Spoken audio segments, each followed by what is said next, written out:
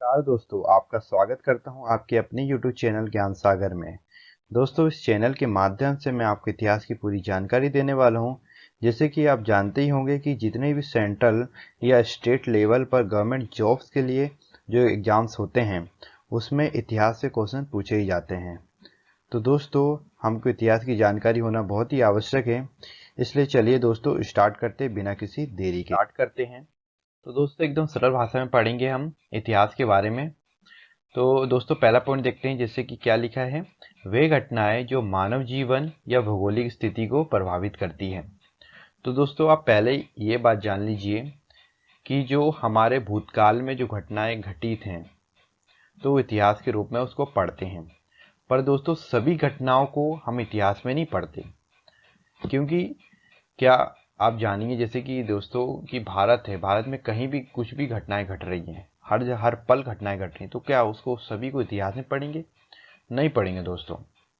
Okay दोस्तों, तो ये आप जान लीजिए कि वे घटनाएं जो मानव जीवन या भौगोलिक स्थिति को प्रभावित करती हैं, उन्हीं घटनाओं को हम इतिहास में रखते हैं और इतिहास में पढ़ते हैं, उसका अध्ययन करते हैं। ओके दोस्तों, अब वो मानव जीवन को कैसे प्रभावित करती हो, इसका उदाहरण ले लीजिए आप, कोरोना वायरस। तो कोरोना वायरस दोस्तों मानव जीवन को प्रभावित किया, उसने बुरी तरीके से प्रभावित किया है, जैसे कि आप सभी जानते हैं। तो इसको, कोरोना वायरस को, हमारी आने वाली पीढ़ी इतिहास के रूप में पढ़ेगी। उसी प्रकार हम प्राचीन घटनाओं को पढ़ते हैं जो मानव जीवन को प्रभावित किया है, वो किसी भी प्रकार से हो सकता है। ओके दोस्तों, और ये या भौगोलिक स्थिति को प्रभावित करती है। भौगोलिक स्थिति जो पर्यावरण से रिलेटिव है, जो हमें हानि पहुंचाए, जैसे कि हानि पहुंचाए या किसी पर कुछ भी हो सकता है, जैसे अब बाढ़, भूकंप, ये सब क्या है, भौगोलिक स्थिति के अंतर्गत आता है। ओके दोस्तों, तो आपने जाना कि वे घटनाएं जो मानव जीवन या भौगोलिक स्थिति को प्रभावित करती है, एकदम सिंपल सा पॉइंट था, तो वो इतिहास कहलाता है। और दूसरा पॉइंट है, इतिहास में क्रमबद्धता होनी चाहिए। ये मोस्ट इंपॉर्टेंट है दोस्तों कि क्रमबद्धता होनी चाहिए, क्रम के अनुसार होना चाहिए इतिहास। हम क्रम के अनुसार पढ़ते हैं, ना कि हम किसी भी कैसे भी पढ़ लें। ओके दोस्तों, और तीसरी बात यहाँ लिखिए कि इतिहास में उन्हीं घटनाओं को शामिल किया गया है जिसके साक्ष्य मिलते हैं। तो दोस्तों, क्या मिलते हैं? साक्ष्य मिलते हैं। साक्ष्य का अर्थ होता है सबूत। आप सिंपल सी भाषा में जानिए, सबूत। तो जो घटनाएं हैं, तो उसके सबूत होने चाहिए, उसका साक्ष्य होने चाहिए, तभी तो हम जानेंगे उसके बारे में दोस्तों। ओके दोस्तों, आप अभी आगे समझेंगे क्या है साक्ष्य, क्या है, कैसे हैं। तो चलिए दोस्तों, आगे बढ़ते हैं। तो दोस्तों, आपको इसके बारे में तो पता ही चल गया होगा, इतिहास की थोड़ी जानकारी प्राप्त हुई कि वे घटनाएं जो मानव जीवन या भौगोलिक स्थिति को प्रभावित करती हैं, वे इतिहास कहलाती हैं। ओके दोस्तों, उसमें क्रमबद्धता होनी चाहिए और उसके साक्ष्य होने चाहिए, एकदम सिंपल सी भाषा में। तो दोस्तों, आगे बढ़ते हैं। तो दोस्तों, हमने बात की साक्ष्य के बारे में, तो क्या होने चाहिए? अभी आपने जाना कि साक्ष्य होने चाहिए, उसको सबूत होने चाहिए, उन घटनाओं के क्या होने चाहिए दोस्तों? सबूत होने चाहिए। तो दोस्तों, इन तीन सबूत हैं। इस साक्ष्य को हमने तीन भागों में बांटा है। तो पढ़ते हैं। पुरातात्विक साक्ष्य, दूसरा है साहित्यिक साक्ष्य, और तीसरा है विदेशी विवरण। तो दोस्तों, अब फिर से बोलेंगे, आप मेरे साथ बोलेंगे। पुरातात्विक साक्ष्य, साहित्यिक साक्ष्य और विदेशी विवरण।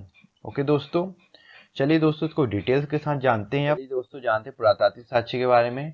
तो दोस्तों, पुरातात्विक साक्ष्य के अंतर्गत उन चीजों को रखा गया है जो हमें उत्खनन से प्राप्त हुए हैं, जैसे कि पुरानी बस्ती, मकान, हथियार आदि।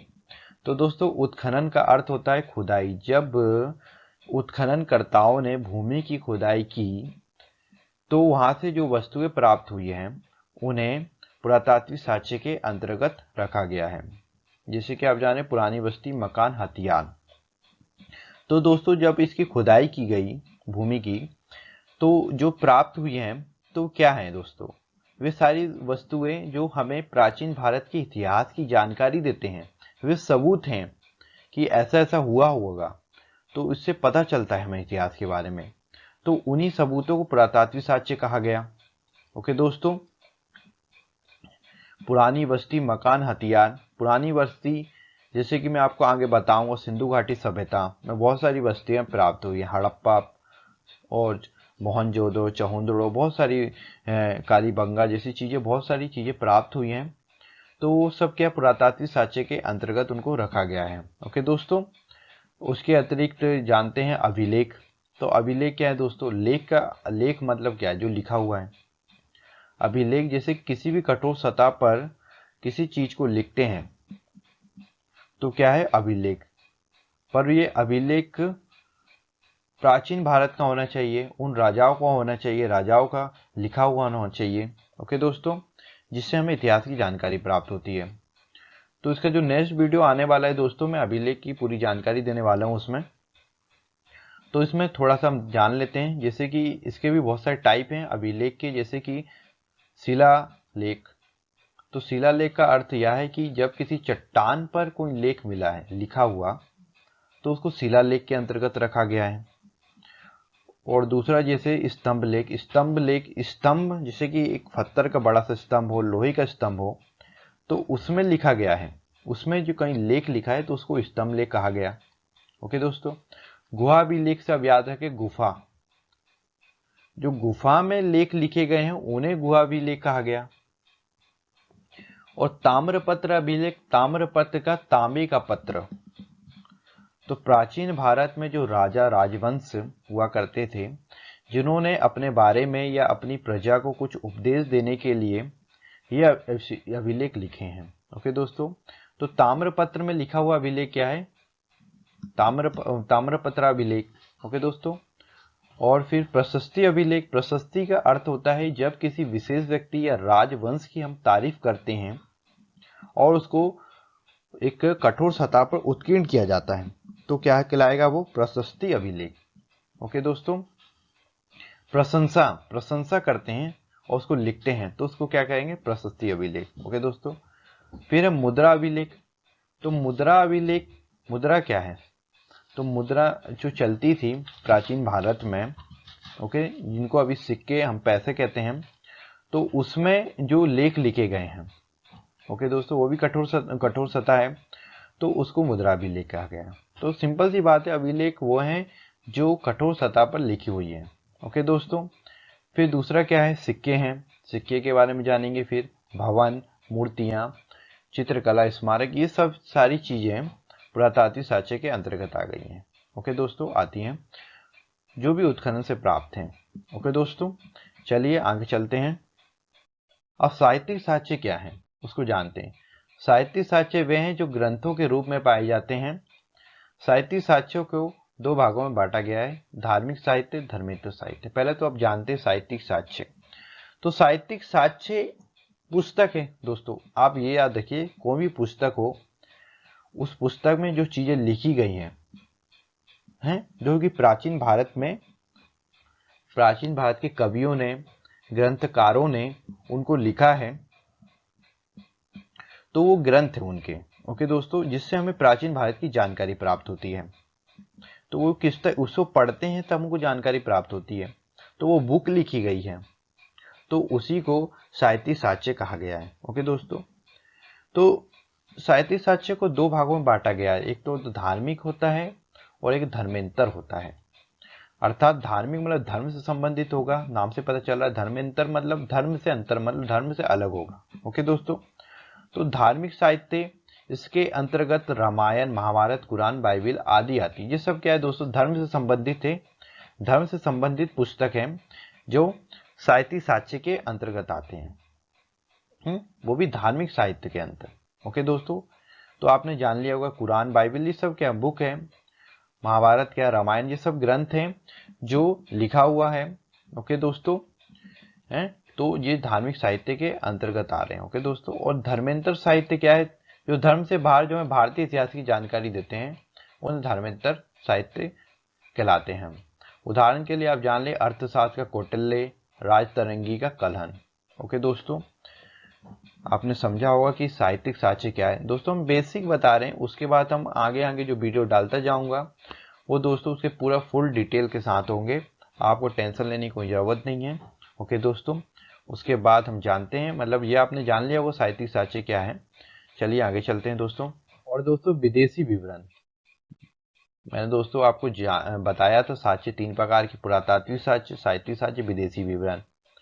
तो दोस्तों विदेशी विवरण, अब विदेशी विवरण से आपको नाम से पता चल रहा होगा, विदेशी मतलब क्या है, ये फॉरेन, जो विदेश से आए, विदेशी आए हैं। ओके दोस्तों, तो विदेशी लोग जो भारत आए, जिन्होंने भारत में आकर तत्कालीन भारतीय समाज की परिस्थिति को देखा, किस प्रकार की चीजें हैं, किस प्रकार की संस्कृति है आदि को देखा और इन्हें ग्रंथों के रूप में अर्थात बुक के रूप में, ओके दोस्तों, प्रकाशित किया। इन ग्रंथों को विदेशी विवरण कहा गया है। तो दोस्तों जो चाइना से, यूनान से जो भी भारत में आए और उन्होंने उस समय भारत की स्थिति को देखा और उसको अपनी पुस्तकों पर लिखा और वो ग्रंथिक कहलाएं बाद में, उसे ही विदेशी विवरण कहा जाता है, जिससे भारतीय इतिहास के बारे में जानकारी मिलती है। तो ये सब क्या है दोस्तों, ये साक्ष्य क्या है जो हमें भारतीय इतिहास की जानकारी दें, इतिहास के बारे में बतलाएं, तो वही तो वो साक्ष्य कहलाते हैं। ओके दोस्तों, तो विदेशी विवरण वही है जो विदेशी लोग भारत में आए, उन्होंने और भारत की जानकारी दी, भारत के इतिहास के बारे में जानकारी दी अपने ग्रंथों के रूप में, तो उसे विदेशी विवरण में रखा गया है। जैसे कि फाहियान ने फोको की ग्रंथ लिखा है, वेनसांग ने सीयू की ग्रंथ लिखा है, मेगास्थनीज ने इंडी का ग्रंथ लिखा है। ओके दोस्तों, तो दोस्तों हमने साक्ष्य के बारे में जाना, जैसे कि साहित्यिक साक्ष्य और क्या था, पुरातात्विक साक्ष्य और विदेशी विवरण। तो पुरातात्विक साक्ष्य में जो हमें खुदाई से प्राप्त हुए हैं, भूमि की जो भी खुदाई से चीजें प्राप्त हुई हैं, उनको हम पुरातात्विक साक्ष्य के अंतर्गत रखते हैं। ओके दोस्तों, उसके बाद आता है साहित्यिक साक्ष्य। साहित्यिक साक्ष्य के वो पुस्तकें हैं जो कवि और ग्रंथकारों के द्वारा लिखी गई हैं और उससे हमें भारतीय इतिहास की जानकारी प्राप्त होती है। ओके दोस्तों, वो भी 2 टाइप की थी, एक होते धार्मिक और एक धर्मेंतर। ओके दोस्तों, फिर विदेशी विवरण, अब जो विदेश के व्यक्ति लोग आए और उन्होंने भारत के बारे में जानकारी दी और अपने ग्रंथों के रूप में प्रकाशित करके, तो दोस्तों उसे विदेशी विवरण कहा गया। तो दोस्तों आपने जाना होगा, आपको ये वीडियो बहुत अच्छी भी लगी होगी दोस्तों, क्योंकि एकदम सरल भाषा में मैंने आपको बतलाया। उसके बाद मैं आपको एक एक करके डिटेल करके बताऊंगा। हमारा नेक्स्ट वीडियो के अभिलेख से संबंधित होगा, उसमें अभिलेख के बारे में आपको जानकारी प्राप्त होगी। तो दोस्तों आपको अच्छा लगा हो तो लाइक कीजिए और सब्सक्राइब कीजिए और बेल आइकन प्रेस कीजिए। चलिए दोस्तों, धन्यवाद।